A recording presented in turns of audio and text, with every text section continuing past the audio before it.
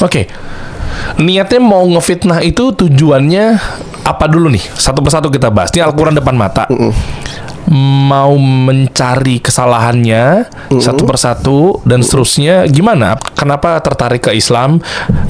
Dari mulai kita pengen apa ya? Istilahnya mau ngebantah lah, mau ngefitnah Al-Quran, tapi kok malah nyatanya maybe doktrin dari sekeliling saya atau apa yang saya lihat. Bisa saja dari Muslim sendiri, bisa saja kalimat-kalimat yang mungkin candaan. Ketika saya kecil, saya menyerap dengan serius dan akhirnya terdoktrin lah untuk membenci Islam. Bahkan saya mendengar azan aja, aduh, ini lagi buka TV, maghrib nih, kan biasa di TV itu, oh kita break sejenak untuk azan. ya.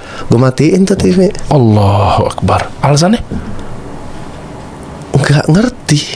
Ya gue merasa bising aja, berisik. Subhanallah. Pada waktu itu Iya, nggak apa-apa. saya masih beranggapan ini Al-Quran adalah kitabnya orang Islam. Ternyata I am wrong. Ketika saya buka di halaman pertama, Masya Allah, di sana tertulis di kalimat pertamanya di tengah, dan dia itu cuma sendirian di situ kalimatnya. Kitab umat manusia, bukan kitabnya umat Islam. Jadi semuanya, termasuk lu mau agama apapun, sampai lu nggak punya agama, silakan buka. Seperti ditantang. Makanya kan Allah suka memanggil kita kan. Iya. Ya ayuhan nas. Ketika saya buka, di situ menjelaskan ada air tawar di dasar air laut. Oke. Nah, mana mungkin sih air laut itu, kan di kampung saya, ya laut itu deket gitu loh. Iya. Lu 20 menit udah nyampe laut. Oke. Ini raw air laut, aku tuangin air tawar. Air tawar pasti di atas dong. Gimana caranya ada air tawar di bawah? Nggak logis dong. Wah, di situ aku merasa menang. Aku merasa, wah, inilah waktunya. Penemuan pertama aku langsung bisa memfitnah Islam. Wah. Ya Allah. Tapi Allah itu maha lembut. Dia menunjukkan ke aku yang aku cari tadi, yang tentang air tawar tadi itu muncul di sebuah stasiun TV. Boleh sebut? Boleh sebut. Trans 7 on the spot. Trans 7 apa Trans TV sih? Trans 7 kalau nggak salah. Trans 7 on the spot. Di situ muncul lagi videonya. Aku kan istirahat lah, masuk ke ruangan tengah, buka lah TV. Pas buka TV, pas pula di Trans 7. Itu on the spot lagi ada orang menyelam ke bawah, ke dasar lautan. Di laut itu ada sebuah kayak kawah gitu, dan airnya diambil, diteliti, ternyata itu adalah air tawar. Allahu Akbar. Hari ini aku cari, pagi ini aku cari, siang Allah kasih aku jawaban. Inilah bukti bahwa Allah Subhanahu wa taala ini maha baik, maha sempurna, maha bijaksana dan seterusnya. Contoh berikutnya, aku masih ngambil yang tentang laut. Ya. Ada sebuah kalimat di surat Ar-Rahman ya, kalau saya nggak salah di surat Ar-Rahman itu ada dua air laut yang bertemu tapi tidak saling menyatu. Ya. Nah ini kan kalau secara logika seharusnya nggak kena nih, sama-sama air laut ya, seharusnya ya ngeblend nge-mix gitu. Di situ aku merasa menang ketika menemukan fitnahan kedua nih. Ini pasti nih gue berhasil fitnah Islam.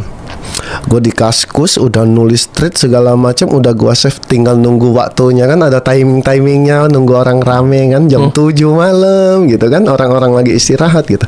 Aku nunggu, selama penungguan itu aku bukalah YouTube. Kan di rumah ada warnet ya, jadi sekalian deh buka YouTube. Niatnya mau dengerin lagu, ingin merayakan kemenangan lah. Astagfirullah. Gue buka YouTube, youtube.com, enter. Muncul di halaman pertama ada thumbnailnya. Apa? Ada sebuah kapal pesiar lagi menyeberangi air laut yang tidak menyatu tadi. Oh ya, Itu pernah gue nonton juga tuh kayak di channel-channel daftar populer ini gitu-gitu kan. Wow. Allah nunjukin ke aku tuh segitunya gitu. Mas segalanya bisa ngapain aja dia. Nah, jadi gimana ya? Allah tuh kayak ngegerakin aku. Nih lo, lu coba buka YouTube deh gitu. Seharusnya dalam masa waktu menunggu itu kan gue bisa main game atau apa gitu. Kok bisa-bisanya YouTube gitu loh. Iya, persis. Dan belum tahu juga mau nyari apa di YouTube. Belum, cuma pengen gue dengerin lagu aja deh gitu. Biar hati gue lagi seneng nih, gue pengen denger lagu gitu. Pengen buka musik segala macam gitu. Tapi Allah tunjukkan ya, oke lah itu apa elektronik, anggaplah random. Tapi why kenapa muncul di saat aku mencari gitu. Pada waktu itu aku beranggapan ini Al-Quran ya hanya sebuah buku kitab gitu. Ya kitab karangan manusia gitu. Lu pasti ada kesalahan minimal 10%. Iya, manusia. Mau seprofesor-profesornya kita lihat tesisnya, ya doktoral atau mungkin skripsian seseorang pintar teori Darwin, apapun itu pasti ada cacatnya. Kita nggak sempurna, bro. Iya nggak? Jadi aku berasa ini pasti ada salahnya. Kalau nggak salah berarti ini punya Tuhan. Karena Tuhan nggak boleh salah. Definisi Tuhan tidak boleh salah. Oke. Dia yang menciptakan kita, dia tidak boleh diciptakan. Iya. Oke. Paham ya kalimat kedua ini arahnya kemana? Tapi kita nggak perlu terlalu jauh, nggak perlu. Oke. Dia maha mengetahui. Nah, kita ke expertnya ya. Hal yang dibenci sama Muslim sendiri yang ada di dalam Al-Quran itu apa? Coba kita tebak. Apa ya? Yang dibenci sama Muslimnya sendiri. Yang dibenci sama penganutnya sendiri. Aduh, kalau tembak gini mesti nyari dulu nih yang terka-terka dulu. Apa ya? Poligami. Lu sebut ke emak-emak poligami, Bu, mau poligami? Waduh, caci maki keluar. Anisa ayat 4. Ya. Oke. Terus aku mencoba membandingkan pernikahan dengan kitab-kitab lain. Dan aku baru menemukan pertama ada kitab suci yang mengatakan, bisa nikah 4 nih, muslimah aja nggak seneng kok. Ini gua goreng nih. Aku ingin memfitnah Nabi Muhammad Rasulullah kita adalah. Saking bingungnya aku dengan membuka Al-Quran demi Al-Quran, tidak ketemu ini yang mau saya fitnah. Ini penindasan nih. Ini tidak menghargai perempuan nih. Tapi ya ketika aku mau memfitnah, ya harus ada bukti dong. Nah ini kan terus tidak bisa menjadi satu bukti aja.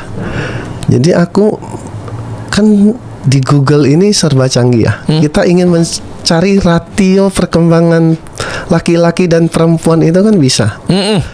Di sensus penduduk yang global aku lupa namanya. Itu bisa dicari di Google kok. Rasionya itu pada waktu itu 9 atau 10 tahun yang lalu 1 berbanding 2,5. Satunya siapa? Satunya laki-laki, perempuannya 2,5. Berarti di setiap satu laki-laki produktif itu ada 2,5 atau 3. Aku tak pikir-pikir di situ. Itu termenung aku.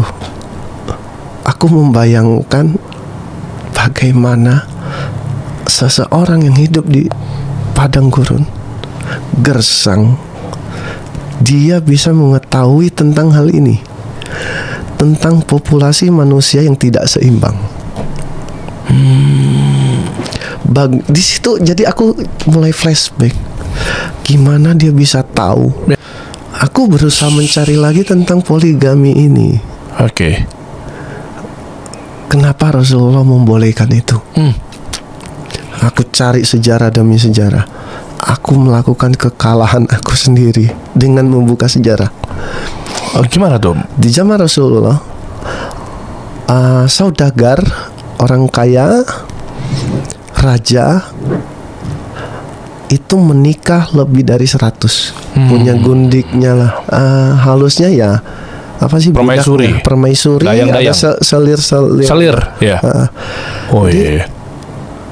Aku malah melihat aku ya sebenci-bencinya aku harus pakai logika juga dong. Logika aku mengatakan ini sebenarnya hukum ini diciptakan Rasulullah untuk menghentikan orang menikah lebih dari 4. Jika hukum ini tidak dilakukan, mungkin gue belum nikah nih, udah habis nih dia 4 sama orang kaya kan. Betul. Masuk juga logika ya. Iya dong, kalau nggak ada hukumnya orang bebas. Selesai. Aku mencari lagi dong tentang perempuan. Apa sih keistimewaan menjadi seorang muslimah? Oke. Ternyata di perang kita tidak boleh membunuh perempuan. Nah, anak-anak dan perempuan-perempuan ini ketika dia tidak mengangkat senjata, kita tidak boleh membunuh mereka.